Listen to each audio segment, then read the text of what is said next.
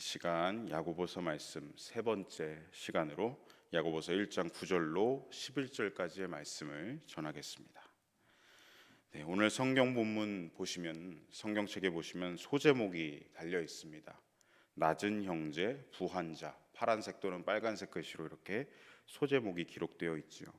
아마도 9절과 10절 말씀을 토대로 그 제목을 이제 붙여진 것 같습니다. 그런데 여기서 여러분 관심이 가는 것이 하나 있습니다. 야고보는 왜 낮은 사람에게는 형제라고 붙였고 부한 사람에게는 형제가 아니라 부한 자라는 수식어를 사용했을까? 이것이 눈에 확 들어옵니다. 혹시 야고보가 이걸 보면 야고보가 차별하고 있는 것은 아닐까라는 그런 싶은 마음이 들지요. 가난한 사람은 비천한 사람은 형제고 부자는 형제가 아닌가라는 생각을 할 수 있습니다. 만약 여러분 그런 것이라면 이것이 야고보가 차별성을 가지고 한 발언이라면 예수님의 복음과는 반대되는 차별이 있는 복음이 되고 말 것이겠죠. 사실 오늘 본문 말씀에 기록된 이 낮은 형제와 부한 자는 경제적으로 낮은 위치에 있는 사람들 그리고 높은 위치에 있는 사람만을 지칭했던 말씀이 아닙니다. 낮은 형제, 부한 자, 이 안에는 좀 더 깊은 의미가 담겨 있다는 것을 우리가 말씀을 통해서 함께 살펴보아야 할 것입니다. 먼저 여러분 오늘 본문 11절 말씀을 화면을 통해서 같이 읽도록 하겠습니다. 해가 돋고 뜨거운 바람이 불어 풀을 말리면 꽃이 떨어져 그 모양의 아름다움이 없어지나니 부한 자도 그 행하는 일에 이와 같이 쇠잔하리라. 아멘. 이 11절 말씀은 구약 성경을 인용한 말씀입니다. 어디를 인용한 말씀이냐면 이사야서 40장 6절 말씀을 인용하고 있는 말씀입니다. 야고보가 이사야서의 말씀을 빌려와서 표현했다는 것이죠. 야고보가 왜 이사야 선지자가 선포한 말씀을 빌려왔는지 우리가 함께 알아볼 필요가 있습니다. 이사야 40장 1절에서 6절까지 말씀을 화면을 통해서 함께 읽어보겠습니다.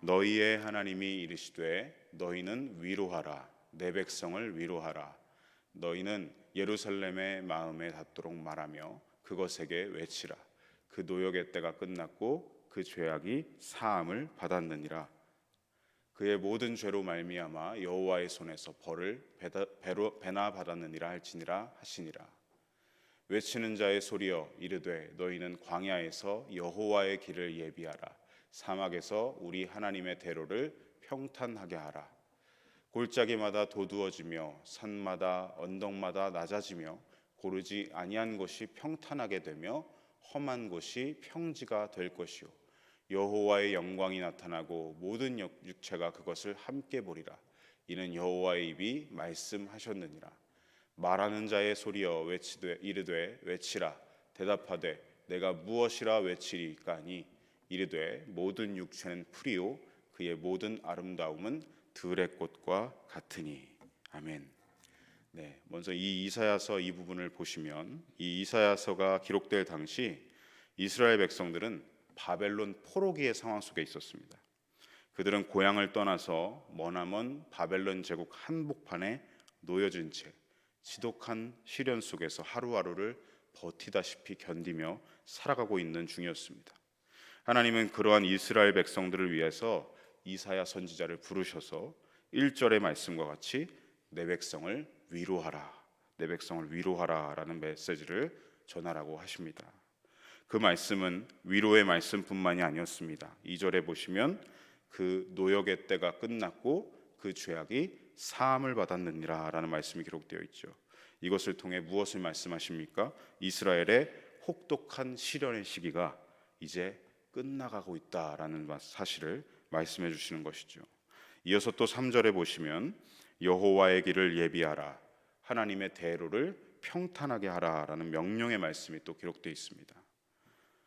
이는 하나님이 보내시는 메시아의 오심을 미리 암시하시는 말씀으로 여호와의 길 곧 하나님의 대로를 통해 진정한 왕이신 메시아를 반드시 보내시겠다라는 말씀이죠. 그래서 4절에 보면 험난한 산새와 같은 고통의 역사를 살아가던 백성들이 그 메시아 왕의 오심으로 말미암아 어떻게 됩니까? 평탄해지고 평온하게 된다라는 것을 전하고 있습니다. 그리고 이어지는 5절 말씀을 통해 이 모든 것은 여호와의 입이 말씀하신 것이다. 어떤 뜻입니까? 하나님께서 직접 하신 말씀이다. 이것을 전달하면서 하나님께서 직접 하신 말씀이니 그러므로 반드시 그분의 때에 그분의 뜻대로 이루어질 것이다 라는 것을 확증하는 말씀인 것입니다. 그리고 드디어 이사야 40장 6절에 보시면 야고보가 오늘 본문 11절에서 인용하고 있는 말씀이 등장하고 있죠. 6절을 다시 한번 같이 한번 읽어보겠습니다. 말하는 자의 소리여 이르되 외치라 대답하되 내가 무엇이라 외치리까 하니 이르되 모든 육체는 풀이요 그의 모든 아름다움은 들의 꽃과 같으니. 아멘. 이 6절의 말씀은 바벨론 제국의 종말을 암시하는 말씀입니다. 이사야는 바벨론의 종말을 풀과 들의 꽃에 비유해서 기록하고 있는 것이지요. 즉 풀과 같이 들에 핀 꽃과 같이 휘황찬란했던 그 바벨론 제국의 역사와 권세는 어떻게 된다고요? 영원하지 않다. 그들도 사그라들게 될 것이다. 마치 풀과 꽃이 지고 시들게 되듯이 바벨론 제국의 권세도 그 엄청난 대제국의 권세도 곧 사그라들게 될 것이다 라는 말씀입니다. 한 시대를 쥐락펴락했던 모든 제국들, 바벨론뿐만이 아니죠. 모든 제국들은 어떠했습니까?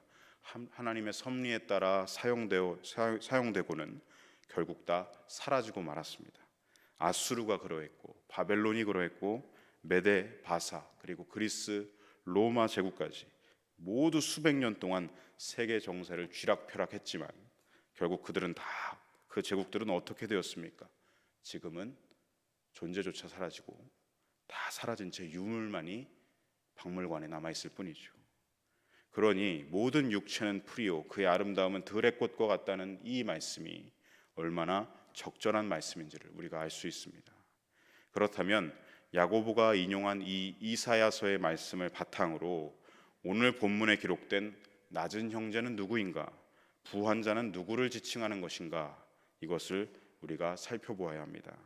먼저 낮은 형제는 여러분 가난한 자만을 지칭하는 표현이 아니라 이사야서에서 보았듯이 누구를 향해 이사야서 말씀을 하셨습니까? 비천하게 버려진 것 같아 보이는 이스라엘 백성들을 향해서 이사야서 말씀을 주셨죠. 이 말씀을 더 나아가서는 신약 이후 오늘날까지 믿음을 지키는 가운데 억압을 받고 고통 속에 던져져서 살아가고 있는 모든 하나님의 백성들, 즉 믿음의 성도들을 가리키는 말입니다. 세상 속에서 봤을 때 미련해 보이고 억압받고 차별당하는 것 같은 믿음의 성도들을 가리키고 있는 말씀입니다. 그래서 야고보는 우리가 주 안에서 하나된 믿음을 가지고 있기 때문에 형제라고 붙인 것이죠. 그러므로 야고보가 오늘 본문에서 가난한 자와 부자들을 차별하는 것이 아니라는 것을 우리는 알 수 있습니다. 또 오늘 본문 9절에 보시면 야고보는 이 시련 가운데 있는 믿음의 성도들에게 무엇을 자랑하라고 말하고 있습니다. 자기의 높음을 자랑하라. 여러분 생각해 보십시오. 낮은 사람에게 시련 때문에 그 마음도 낮아지고 삶도 낮아진 그 사람들에게 자신의 높음을 자랑하라. 잘 생각해 보면 이게 무슨 어불성설인가 싶습니다. 도대체 이들이 무엇이 높다는 말일까요? 그리고 왜 그것을 자랑하라고 하는 것일까요? 이에 대해서 우리는 앞서 살펴봤던 이사야서 말씀 40장 1절로 6절 말씀에서 답을 얻을 수가 있습니다. 이사야서 당시 이스라엘 백성들은 지독한 시련 속에서 소망이 없는 고아와 같이 제국 한복판에 던져진 상태였습니다. 그야말로 제국의 노예와 같은 세상에서 어떻게 보면 가장 낮아질 대로 낮아진 신분을 갖게 된 것이죠. 그런데 그런 그들에게 하나님이 약속하십니다. 하나님의 대로를 통해서 너희들에게 메시아를 보낼 것이다. 그 말씀이 전해집니다. 그래서 5절에 여호와의 영광이 나타나고 모든 육체가 그것을 함께 보리라. 분명하게 약속하여 주시죠. 진정한 하나님의 권세를 가지고 오시는 왕, 가장 높은 분께서 가장 낮은 너희들에게 임하실 것이다. 그 오시는 왕은 너희들이 겪은 그 제국의 왕들처럼 너희들을 학대하고 군림하는 왕이 아니라 너희를 높이시기 위해 자신을 낮추시는 왕, 너희를 영광되게 하시기 위해 자신을 낮추시는 왕, 즉 가장 낮은 노예의 신분, 죄의 노예였던 우리를 위해 가장 높은 하나님의 자녀라는 신분을 회복시켜 주시기 위해 우리를 왕의 자녀들로 삼으시려고 누가 오신다는 것입니까? 그리스도께서 오신다는 것이죠. 예수 그리스도, 그분으로 인해 우리는 어떻게 됩니까? 가장 낮은 자, 우리는 사실 죄의 노예이지 않았습니까? 죄의 종로로 타던 자들이었는데 그런 우리를 예수 그리스도를 통하여서 왕의 자녀로 그 신분을 회복시켜 주신다, 높여 주신다. 야고보는 바로 이것을 우리가 자랑해야 한다는 것을 전하고 있는 것입니다. 자랑하라, 이 말은 기뻐하라, 즐거워하라 라는 의미도 함께 가지고 있습니다. 우리가 전에는 어떠한 자였습니까? 사단의 종로로 타던 비참한 자들이었지만 이제는 아닙니다. 이제는 예수 그리스도를 믿음을 통해서 우리를 왕의 자녀로 높여 주셨습니다. 그 그리스도를 항상 자랑하고 기뻐하고 즐거워하며 살아가라는 것입니다. 그러므로 이제는 세상적으로 보기에 내가 얼마를 가졌든 갖지 못했든 이것이 나라는 존재를 판단할 수 없습니다. 나라는 존재를 세상적인 기준으로 판가름할 수 없다는 말씀입니다. 우리가 누가 되었기에? 하나님 왕의 왕이 되신 그분의 자녀가 되었기에 초막이든 궁궐이든 이제는 그런 세상적인 기준과는 상관이 없어졌다는 말씀입니다. 그래서 우리는 무엇을 자랑할 수밖에 없느냐? 바로 나는 예수님을 통해서 하나님의 자녀가 되었다, 왕의 자녀가 되었다, 이것을 세상에 마음껏 자랑하라는 것입니다. 나에겐 주 예수 그리스도밖에 자랑할 것이 없다. 누가 했던 고백이지요? 사도 바울의 고백과 같은 고백인 것입니다. 그렇다면 여러분, 이제 10절에 기록된 부한자, 우리가 부자라고 생각하고 있는 이 부한자는 누구를 뜻하고 있는 것일까요? 역시 이것도 이사야서와 맥락을 같이 하고 있습니다. 시드는 풀과 꽃으로 지칭되는 바벨론, 그 바벨론 제국과 맥락을 같이 하고 있습니다. 즉 10절의 부한자는 믿음 없이 세상의 가치관으로 부요한 자들, 세상의 가치관이 그 안에 가득한 자들, 그러한 사람들을 의미합니다. 그래서 야고보는 형제라는 표현을 쓰지 않았습니다. 왜지요? 아직 이들은 믿음 안에 들어오지 않았기 때문에, 주 안에 있지 않기 때문에, 믿음의 한 형제가 되지 못했기 때문에 부한 형제라고 표현하지 않은 것입니다. 이들은 세상적으로는 부한 자로 보여집니다. 하지만 이들은 세상의 가치관으로 가득 채워진 그러한 부요한 자일 뿐, 영적으로는 어떠한 자들입니까? 너무나 가난하고 낮은 자들입니다. 9절에 낮은 형제, 즉 시련 가운데 있는 믿음의 형제들은 세상적으로 봤을 때 가장 비참해 보이지만 그들은 어떠합니까? 나는 주님이면 충분하다, 나는 주님만 자랑한다, 믿음으로 살아가죠. 하지만 10절에 나오는 부한 자는 여전히 물질과 권력이 영원히 나의 안위를 지켜줄 것이라 믿는 자들, 그리고 그것을 세상에 드러내고 싶어하고 자랑하고 기뻐하며 즐거워하는 사람들입니다. 야고보는 이러한 부한 자들에게 동일하게 이것을 자랑하라 라고 전하고 있는데요, 무엇을 자랑하라고 합니까? 자기의 낮아짐을 자랑하라 라고 전합니다. 부한 자는 자기의 낮아짐을 자랑할지니, 이것은 무슨 뜻일까요? 10절 하반절에 보시면 그가 풀의 꽃과 같이 지나감이라 라고 말씀하고 있습니다. 이 말씀처럼, 그리고 아까 함께 본 이사야서의 말씀처럼 물질과 권력은 어떻다고요? 영원하지 않고 풀의 꽃과 같이 사라져 버리듯이 부한 자도 그 세상적인 영광이 결코 오래가지 않는다는 것을 강조하며 전하고 있습니다. 또한 동시에 자신이 믿고 의지하던 세상의 것들이 하나 둘씩 사라져 가면서 부한 자들도, 그들도 결국에는 깨닫게 된다는 것을 말씀하는 것이죠. 무엇을 깨닫게 됩니까? 그래, 세상의 헛된 것들은 사라지고 사그라드는구나. 결국엔 예수밖에는 없구나. 내가 세상의 헛된 것들을 내 안에 그동안 가득 채우고 살았구나. 하지만 이제 나는 깨달았다. 예수께서 나의 길이요 진리요 생명이시구나라는 것을. 믿음이 없던 그들도 종국에는 이렇게 믿음 안에 들어오게 된다는 것을, 결국 그들도 인생의 해답이신 예수 그리스도를 찾아서 모셔드리게 되고 그분만을 자랑하는 인생이 되게 하신다는 말씀입니다. 여러분, 주님이 다시 오시는 마지막 때, 그때가 되면 낮은 형제, 시련 가운데 있는 믿음의 형제들, 또 부한 자, 믿음은 없고 세상의 가치관만 가득 부요한 자들, 그들 두 종류의 사람들에게 결국 마지막 때에 무엇만 남겠습니까? 시련도 들풀과 같이 지나갈 것이고 부귀영화도 시드는 꽃과 같이 지나갈 것입니다. 하지만 지나가지 않고 사그라들지 않는 것이 있습니다.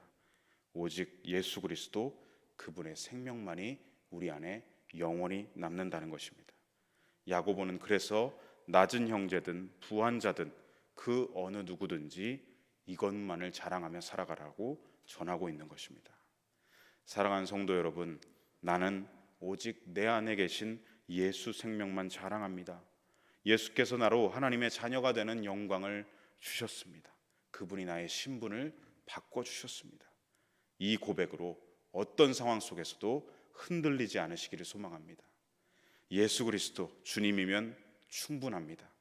그것이 우리의 자랑이요 기쁨이요 즐거움입니다. 환난과 유혹의 시대입니다. 이 세상은 마지막 때 점점 더 그렇게 가속화되어 갈 것인데 그 가운데서도 우리는 어떠한 사람들입니까? 확실한 것을 붙잡은 사람들입니다.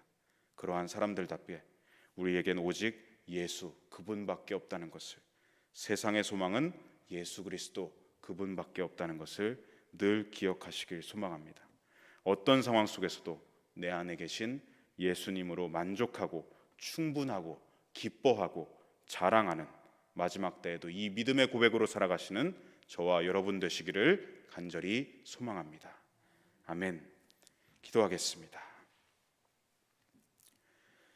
사랑의 주님, 마지막 때를 살아가는 가운데 여러 상황들이 우리를 뒤흔듭니다. 수많은 장애물들로 믿음이 흔들리고 있는 이 시대 가운데서 오늘 말씀과 같이 풀과 꽃같이 시들지 않는 영원한 이름 예수 그리스도, 주님이 우리의 참 생명이심을 고백하고 자랑합니다. 낮은 자리에서도 부한 자리에서도 환난과 시련 중에도 또 어떠한 유혹 속에도 오직 내 안에 계신 예수 그리스도 주님만 자랑하길 원합니다.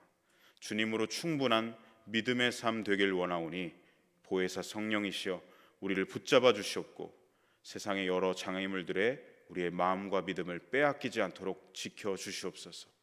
감사드리며 우리 구주 예수님의 이름으로 함께 기도드립니다. 아멘.